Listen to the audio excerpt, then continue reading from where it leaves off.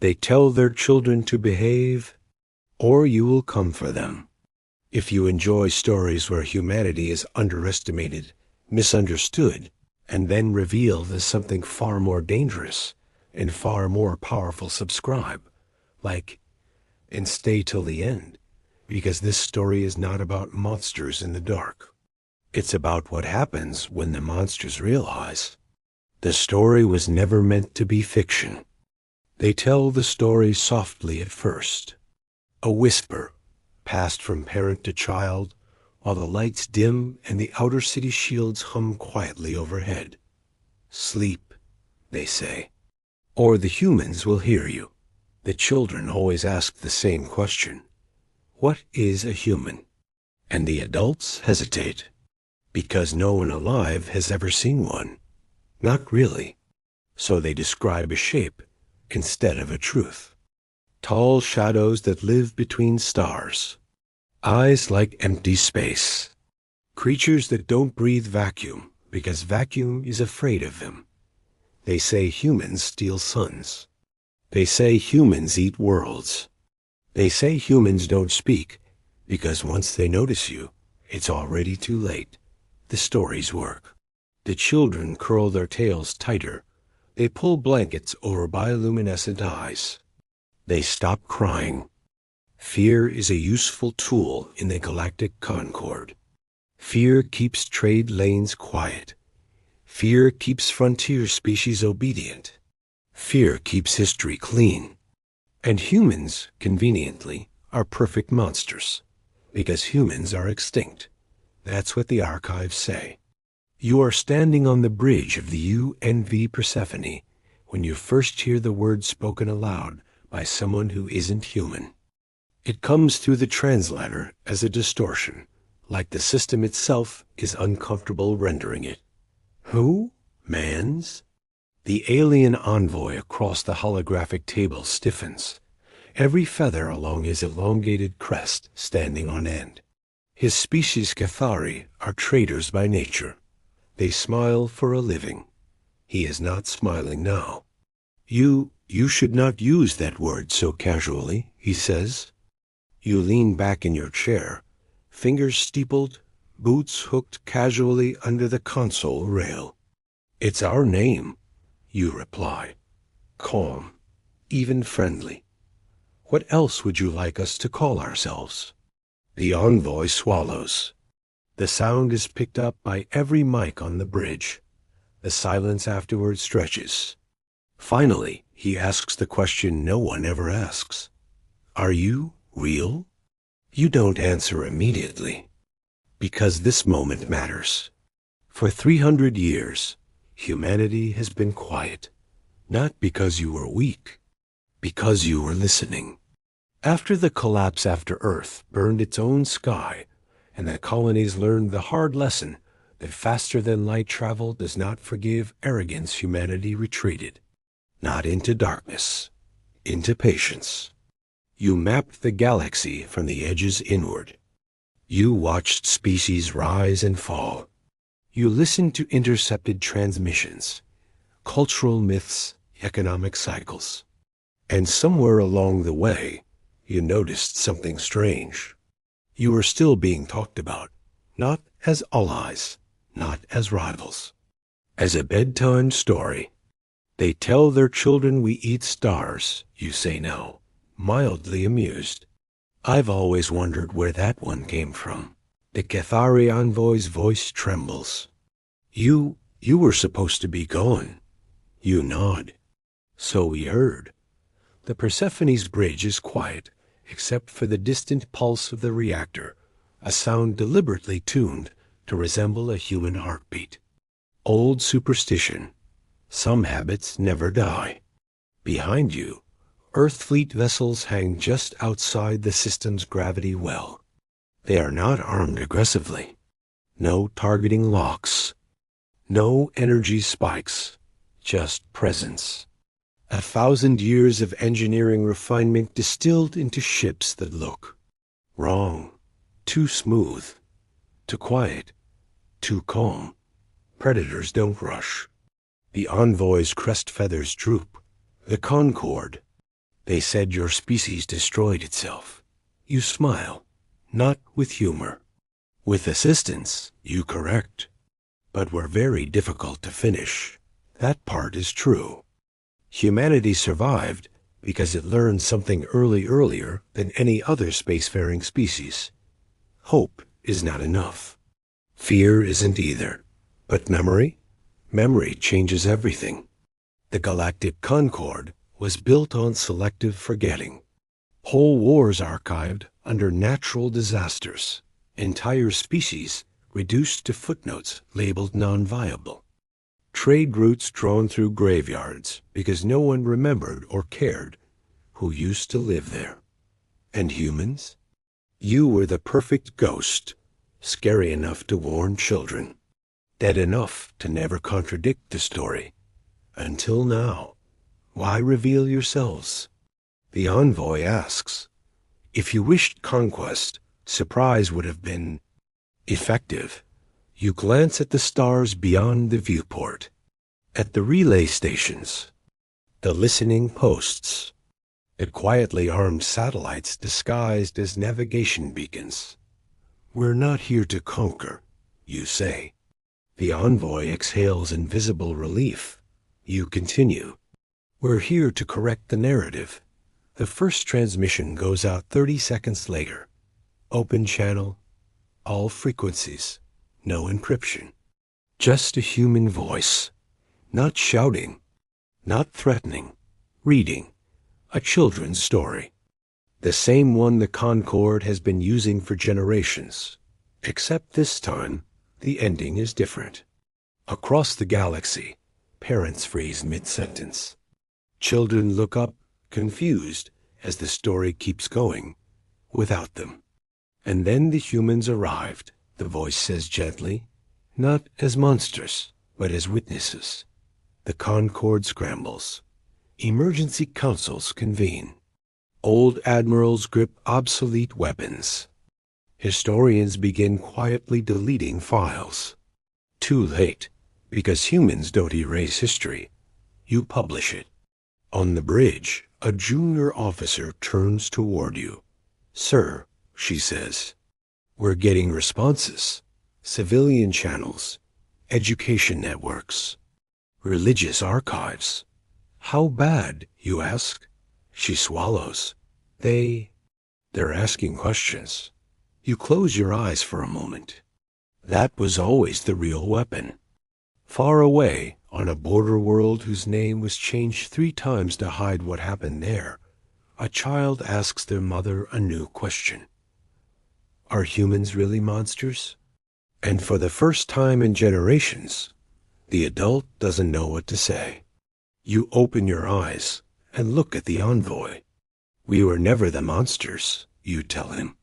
The fleet begins its slow, deliberate descent into orbit. We were the warning. The Galactic Concord has protocols for invasion. It has protocols for rebellion, for plagues, for rogue AIs, for stars going nova where they absolutely were not supposed to. What it does not have protocols for is a species that was declared extinct, quietly stepping back onto the stage and asking everyone to check their footnotes. The emergency council chamber on Virel Prime is in chaos. Delegates shout across translation fields. Holographic avatars flicker as systems struggle to keep up with the sudden spike in traffic. Ancient species with long memories sit perfectly still, saying nothing at all, which is far more dangerous. At the center of the chamber, the High Archivist is sweating through ceremonial robes that have not been updated in 4 centuries. Shut it down, someone yells. Shut down the broadcast. We can't, another voice snaps back. They're using open civilian relays, education networks, story archives. If we block it, we confirm it. Confirm what, exactly? That the bedtime stories were lies, that the monsters were convenient, that history was edited by the winners. You watch all of this from orbit. Not directly, but through dozens of passive feeds. Intercepted council leaks and civilian reactions pulled from across the spiral arm. The Persephone remains still. Earth Fleet doctrine calls it intentional stillness. If you don't move, everyone else starts showing their hand. Civilian sentiment is fracturing. Your intelligence officer reports. Outer systems are curious. Core worlds are panicking. Of course they are, you reply. They benefited the most. Behind you, the stars feel closer somehow, as if the galaxy itself is leaning in. The second transmission goes out 12 hours after the first. Not a story this time. A ledger, names, dates, coordinates, worlds listed as uninhabited that clearly once weren't. Species marked as relocated, whose genetic markers abruptly end. Trade routes rerouted through debris fields that used to be cities. No accusations, just data. Pure, merciless memory.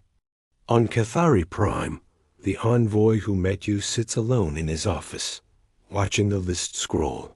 He recognizes some of the names. Not personally, but culturally. Old cautionary tales. Myths about vanishing neighbors. Economic booms that followed unexplained population drops. He realizes something slowly, painfully. Humans didn't invent the monster stories. They were written into them. They're not threatening anyone, an advisor whispers during a Concord emergency session. They're not making demands. That's worse, the High Admiral replies.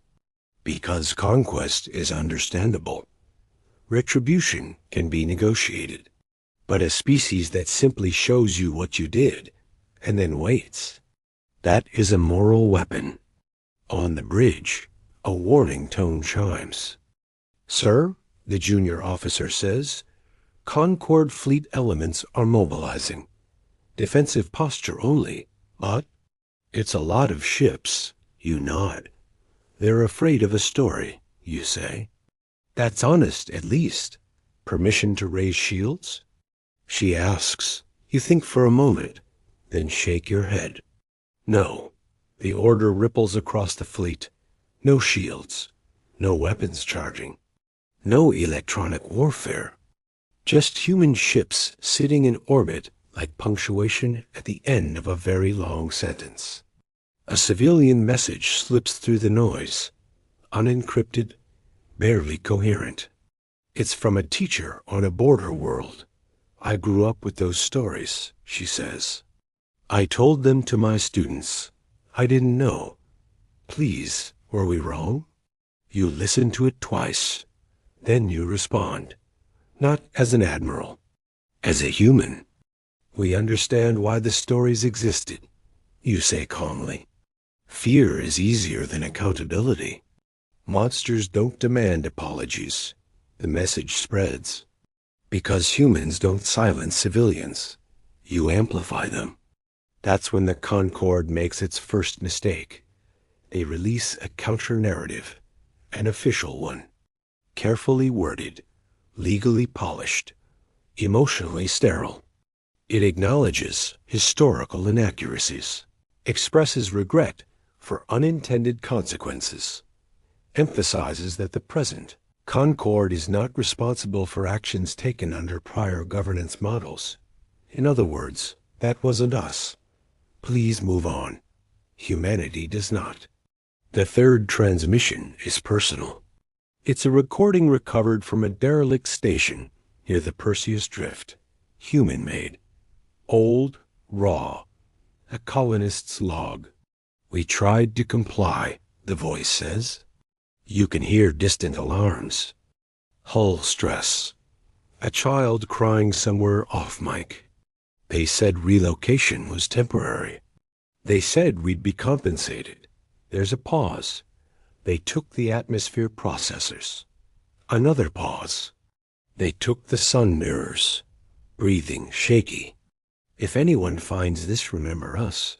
Please. The recording ends. Across the galaxy, silence falls like gravity. Even the Concord chambers go quiet, because this isn't myth. It isn't Ada. It's a voice that should have been buried and wasn't. The Catharion boy sends you a private message. "We didn't know," he writes. You respond honestly. Some of you did. That's the difference. Human justice does not deal in collective guilt. It deals in specific responsibility. Your tactical officer shifts uncomfortably. "Sir, long-range scans just picked up a weapons charge on Concord flagship illustrious mandate." You nod again. They were always going to test you. Do nothing. You say. The officer hesitates. "If they fire." "They won't," you reply, because you understand something the Concord forgot centuries ago. Power doesn't always look like force. Sometimes it looks like certainty, and certainty's contagious. On fringe worlds, old species begin releasing their own archives. Half-remembered treaties, broken promises, emergency measures that never ended. The galaxy starts talking to itself without permission. A junior Concord delegate finally asks the forbidden question. What do the humans want? No one answers, because the answer is appearing everywhere at once. In classrooms, in public forums, in religious schisms and cultural reckonings. Humans don't want territory. They want the story corrected. You receive a final message from Concord High Command. Formal, cold. "We propose negotiations." You smile faintly. "Good," you murmur. They're ready to listen. The Persephone finally moves, not forward, but sideways, opening space for something behind you. A vessel older than the fleet, unarmed, broadcast only, painted in the faded blue and white of the first human extrasolar mission. The Archivist, built for one purpose, to remember. As it comes into view, you realize something quietly profound. The galaxy isn't afraid of humans anymore. It's afraid of what humans remembered long enough to come back and say out loud. The Archivist does not look like a warship. That is the first thing everyone notices. No weapon ports, no hardened armor, no aggressive geometry. It drifts into shared space like a relic pulled gently from a museum vault, its hull scarred by micrometeor impacts and centuries of careful preservation, its markings faded but unmistakably human. Old Earth blue, old Earth white. A design language from a time when humanity still believed being seen was the same as being understood. Across the Concord, sensors struggle to categorize it. What class is that? An admiral asks. No one answers, because no one has ever built a ship whose primary payload is truth. You stand as the Archivist takes center position. The galaxy's eyes are on it now, not because it is powerful, but because it is deliberate. "Begin release," you say quietly. The Archivist opens its memory vaults, not all at once. That would feel like an attack. Instead, it releases records the way a careful teacher reveals answers, one page at a time, in an order that cannot be dismissed as coincidence. First come the treaties, original signatures, unedited clauses, emergency addendums that quietly became permanent. Then the trade logs, cargo manifests listing atmospheric stabilizers, and stellar mirrors shipped away from human colonies under Concord authorization. Then the population curves. Human settlements that collapse not through war, but through resource absence. The galaxy begins to understand the pattern. In the Concord chamber, the High Archivist finally speaks. "This is selective interpretation." You respond immediately. "Open channel." "No," you say. "This is complete context. Something your people trained themselves not to see." A ripple of discomfort moves through the delegates. Because humans aren't accusing. You're showing receipts. On 100 worlds, the same realization blooms independently. Humans were not destroyed. Humans were dismantled. Quietly, legally, profitably. And when the last colonies went dark, the Concord wrote a story instead. A monster is easier to live with than a crime. The Concord flagship illustrious mandate powers its weapons fully.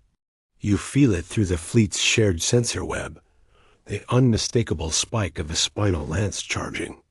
Your tactical officer looks at you. Sir, this is it. You shake your head once. No, you say. This is fear's last reflex.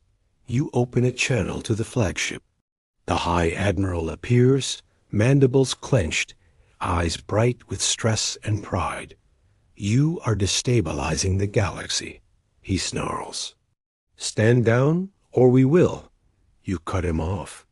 Fire, you say calmly. The bridge freezes. The High Admiral blinks. What? If you believe we are monsters, you continue, then do what frightened civilizations always do.